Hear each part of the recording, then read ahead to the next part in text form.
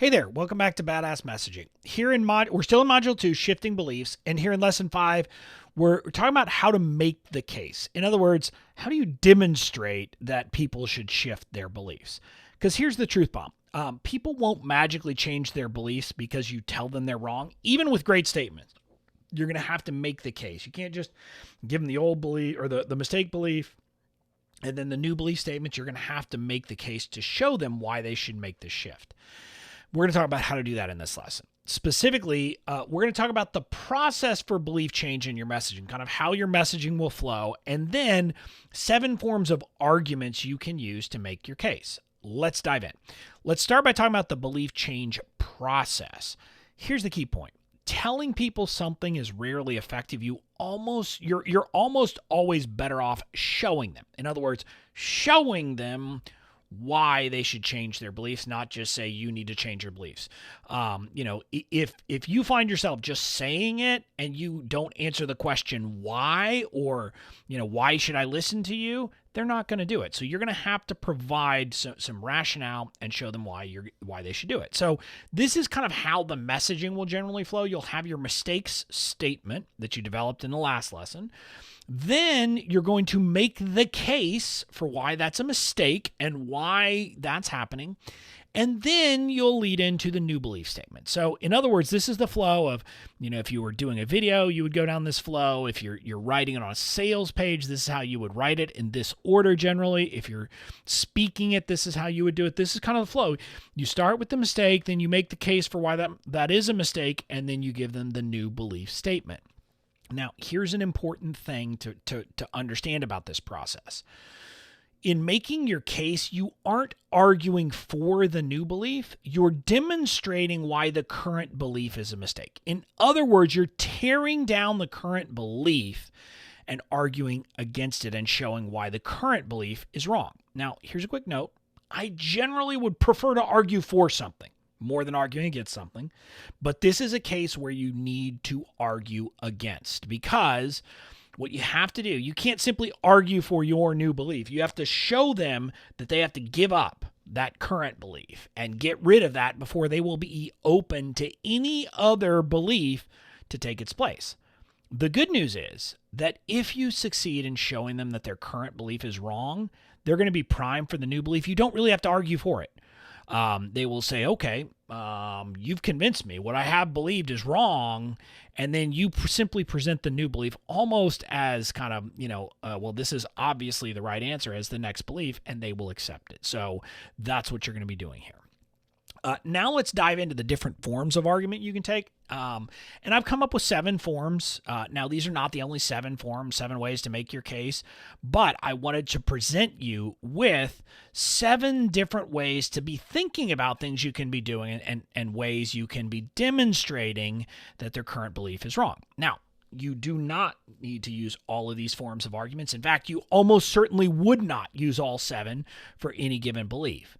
What you're going to do is you're going to choose what works for you personally and for the belief. And by personally, I mean you will simply find over time of doing this that there are certain types of arguments that you will be better at making. You'll find ones that simply you're able to spot. And you're able to immediately identify these as a great way to argue against various things. Basically, you'll find that there are certain types of arguments that are kind of in your wheelhouse, and you'll tend to make those. But also, you have to pick one that makes sense in light of the belief. And what I mean by that is some of the argument types you should be able to come up with probably for any belief, but there are some that just wouldn't necessarily make sense, or that where you have to where you definitely have to kind of temper the way you make the argument based upon the nature of the belief. And we'll talk about that when we get to those. So also, though, another thing I want you to understand is there's overlap in the forms of argument. So the idea here is to give you some structure to start thinking about this. Oftentimes, some of these are related. And oftentimes what you'll do is you'll deploy one of them and then another one right after it. So you'll kind of make one argument and you'll use one argument to kind of pull things apart, and then you'll hit it with another one of these argument forms, and it's maybe the second one that really does the trick. And I'll talk about that as we're going through these to give you some examples. So let's dive in. The first kind of argument isn't really an argument. It's a rhetorical question. It's just asking a question to get your audience thinking. And that can be a great way to help them see their mistake on their own, to kind of identify it on their own as their mistake. And an example that I have that I use quite frequently is, if that's the right way to market, why isn't Apple doing that? Or I said this recently when I was talking to someone. I said, if that's the right way, to get new members for a subscription, why isn't Netflix doing that? So again, I'm simply getting people to think and say, And the idea is that when you ask a good rhetorical question, your audience has two choices. Either they have to try to come up with an answer, and it's going to be hard, or they have to find a reason why they believe your rhetorical question doesn't apply. Now, maybe someone would say, well, because my business is different than Apple, and so, it's a different kind, and so that's why I don't. But it forces them to do the thinking. And the idea is simply to present something like that. And again, just so you know, those are kind of a combination. Those rhetorical questions are rhetorical questions. And then another one of the techniques we'll talk about in a second that you'll see, but they're phrased in the context of a rhetorical question to get people thinking and kind of maybe saying, And the idea is it puts them on their heels, so maybe they're open to a different conclusion and to maybe let go.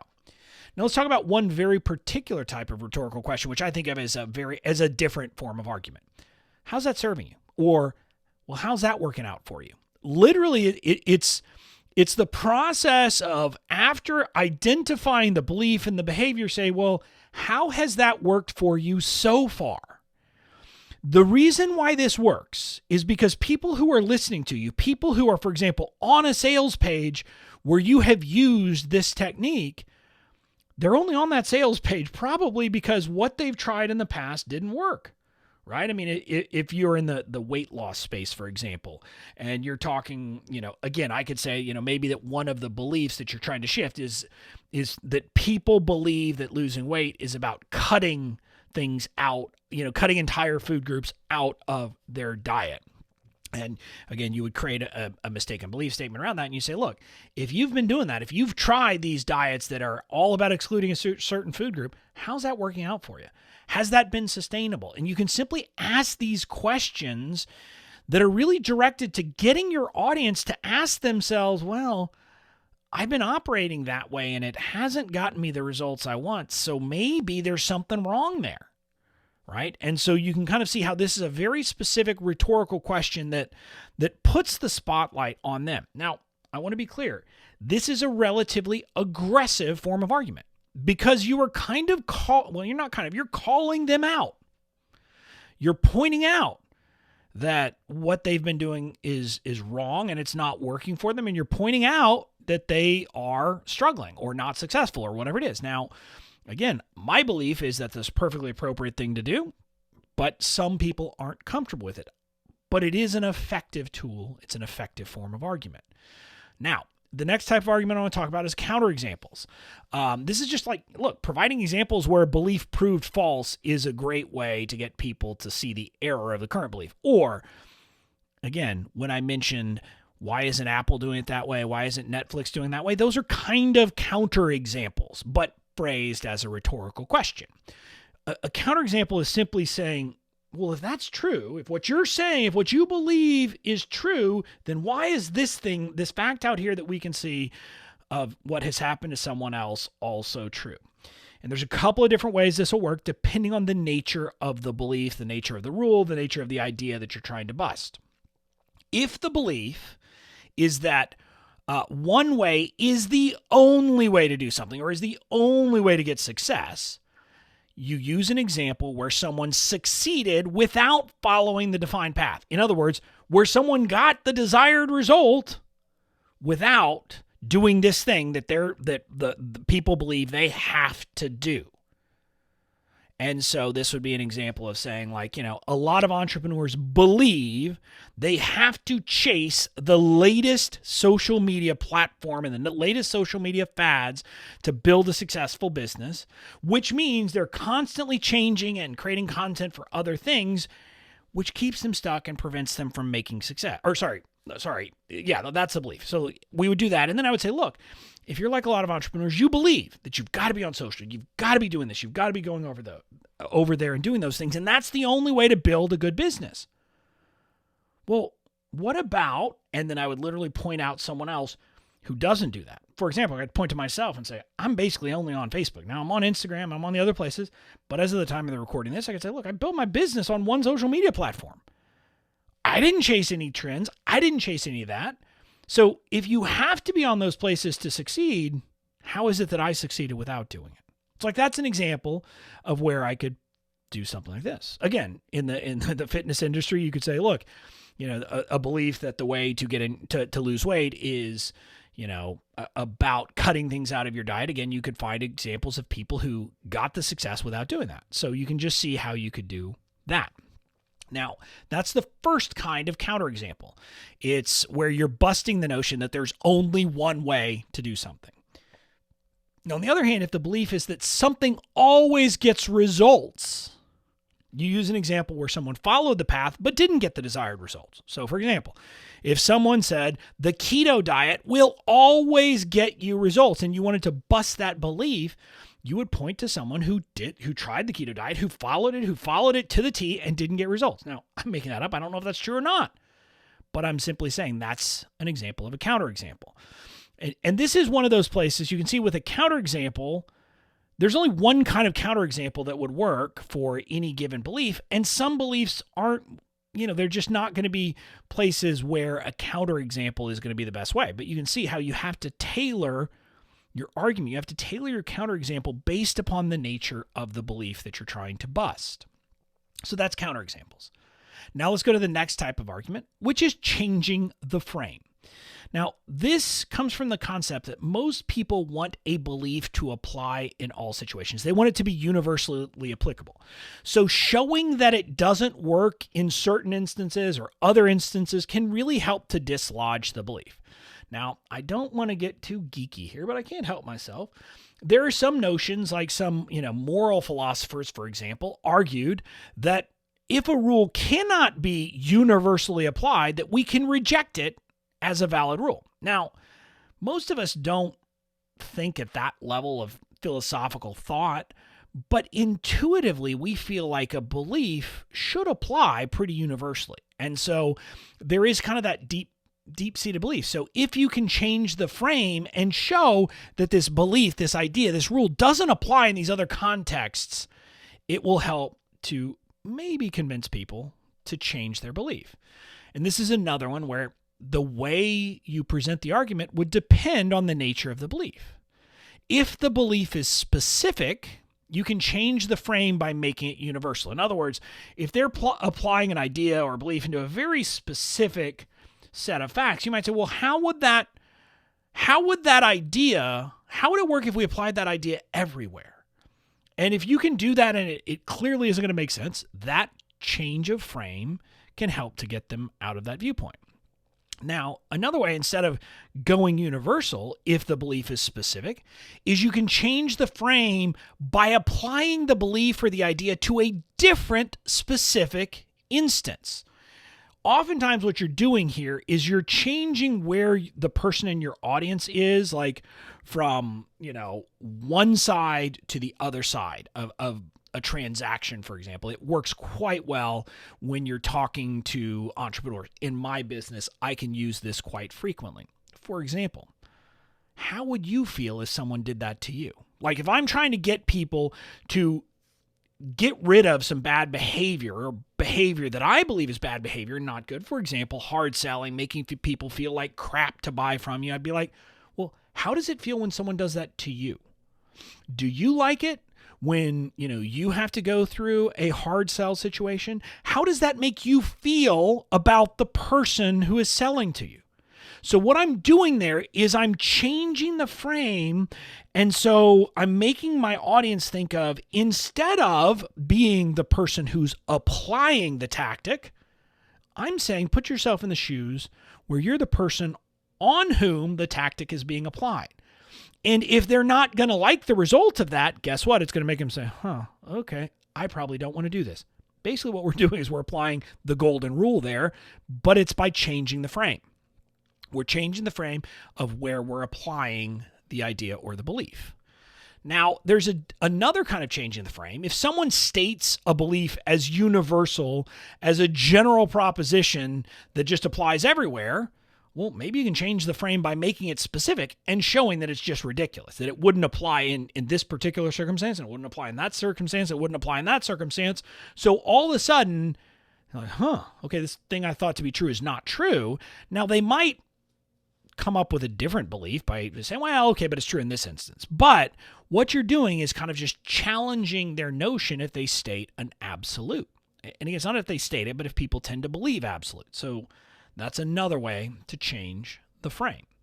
Again, you can do lots of changing frame. You can change it time. You can do all kinds of different things. Basically, all you're doing is changing the belief and applying it in a different context that's wider or different, and seeing how does it make sense in that context. And if it doesn't, it will tend to shake the belief a little bit.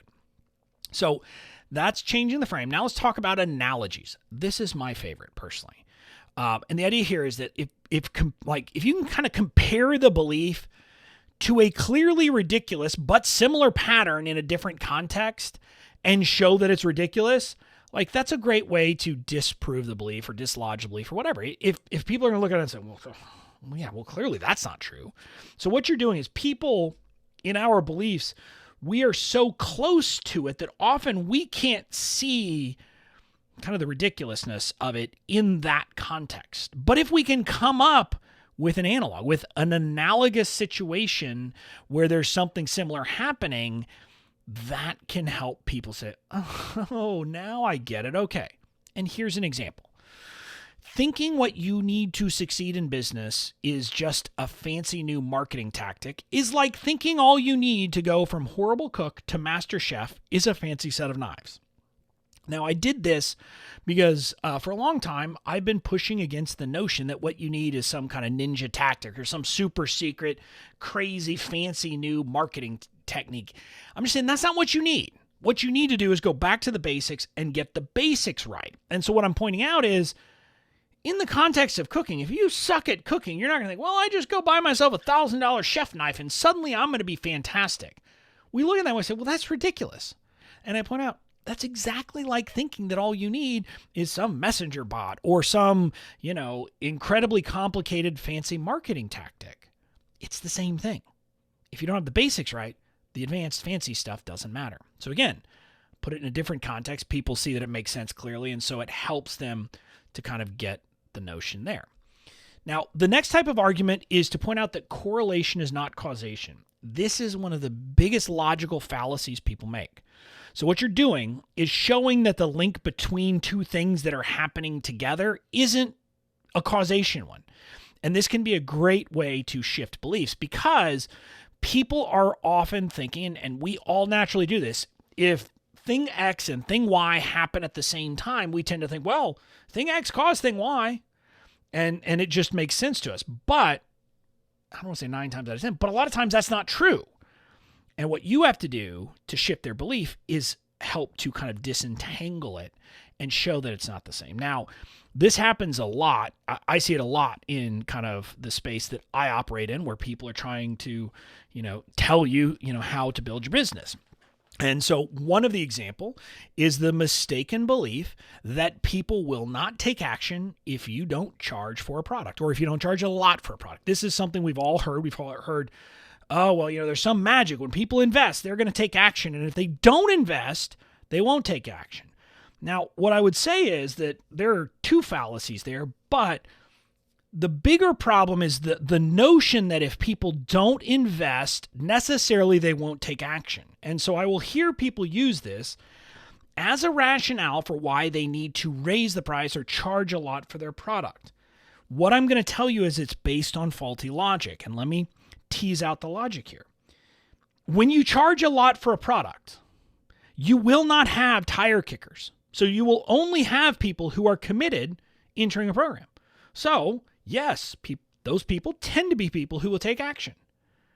Now, if you charge less for the product, or maybe even charge very little or gave it away for free, those same people will still take action because they're action takers.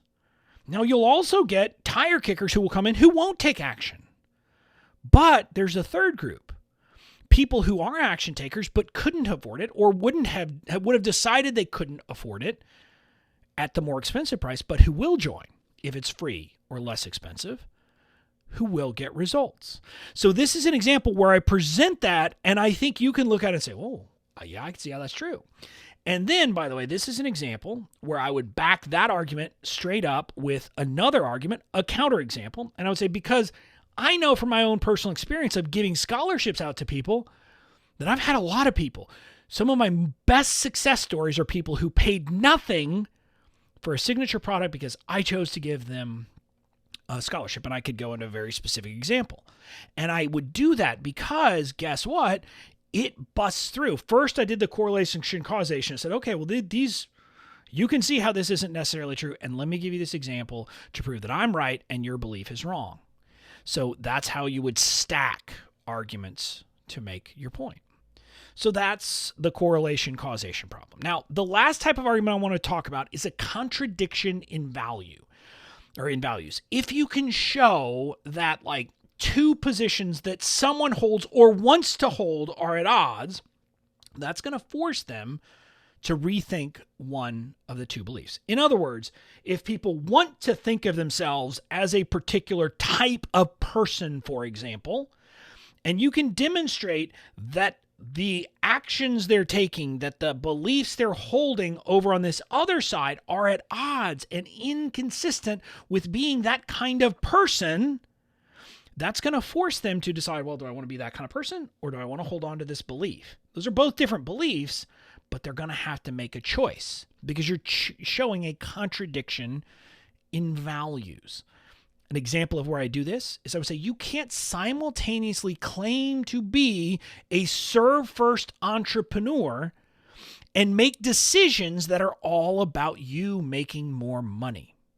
And I would go deeper on this, and this is one of the things in my serve first messaging. I said, look, if you're a serve first entrepreneur, your first question is not, how do I make more money? Your first question, the question that drives your decisions is, how do I serve my audience better? And so I can make this argument. I say, look, you've got to make a decision here. You don't have to be a serve first entrepreneur. Now, I would say, I obviously think it's the best way to go. And I could present other arguments about why I think it's the best way to go. But I would simply say, if you hold yourself out to be a serve first entrepreneur and want to be a serve first entrepreneur, and that is the value, that's what you want, you can't also do this other thing. And so what you're doing with this, you are not actually busting the belief. You're forcing them to decide between two beliefs or a belief and, an identity. And this is powerful because what you're doing is letting them decide. And look, some people are not going to go with you, but the people who come with you, they will be committed because there is a values-based commitment that's happened as part of the process too. So that's the final type of argument. Now, again, I want to point out, you don't have to use all these arguments. You should not use all these arguments for any given belief. You can pick and choose. You can stack them. You can put them together. But the notion is you can start to see how you can start to make the case that the existing belief, that the old belief is wrong. And that's what you have to do. So the key takeaway is that shifting beliefs is about helping people see that their current belief is mistaken, and that requires you to make the case. So be willing to make the case. The call to action here is find the best arguments to shift your audience's beliefs. You have to figure it out for each one of your beliefs. Like, what are the things? And this is something, like I said, you're going to get better at it with time. You'll get to the point that there are things that are just kind of natural to you, and you'll use them more and more. I use analogies. I use rhetorical questions quite a bit. I use contradiction and values. I use a lot of those things, but I could deploy any of them depending on the situation. So your work is to find the arguments to shift your audience's beliefs. Now, that's it for this lesson. That's it for this module. In the next module, you'll identify the core messaging themes you'll use throughout your business. It's a good module. Can't wait to see you there.